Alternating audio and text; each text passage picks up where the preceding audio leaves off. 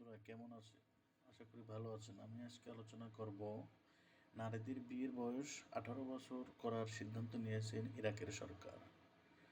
তারা ভাবছে মেয়েদের অনৈতিক কাজে আটকানোর জন্য।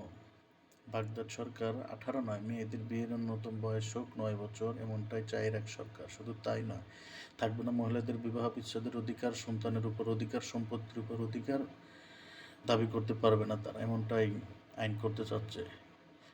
শিয়া সমর্থিত কট্টরপন্থী সরকার দ্রুত আইন আনতে চায়। ইতিমধ্যে গত 16 সেপ্টেম্বর খসড়া আইনের দ্বিতীয় সংশোধনী প্রস্তাব পাস হয়ে গিয়েছে। সরকারের দাবি তারা নারীদের অল্প বয়স থেকেই আইন 188 1949 সালে যখন ইরাকে প্রথম 188 আইন হয়েছিল, তখন তা পশ্চিম এশিয়ার সবথেকে প্রগতিশীল আইন ছিল। ধর্মীয় ভেদাভেদ না করেই সমস্ত ইরাকি পরিবারের জন্য নির্দিষ্ট আইন স্থির করেছিল এই ইরাকি সরকার। আইনে প্রথম স্ত্রী থাকাকালীন দ্বিতীয় বিয়ে নিষিদ্ধ, অমুসলিমকে বিয়ের অধিকারের মতো ক্ষমতা দেওয়া হয়েছিল। কিন্তু এখন তারা কি ছিল আগের খসড়া আইনে? ইরাক ছেলে মেয়েদের বিয়ের বৈধ বয়স ছিল 18, তবে দুই পক্ষের সম্মতিতে 15তেও বিয়ে দিতে পারত।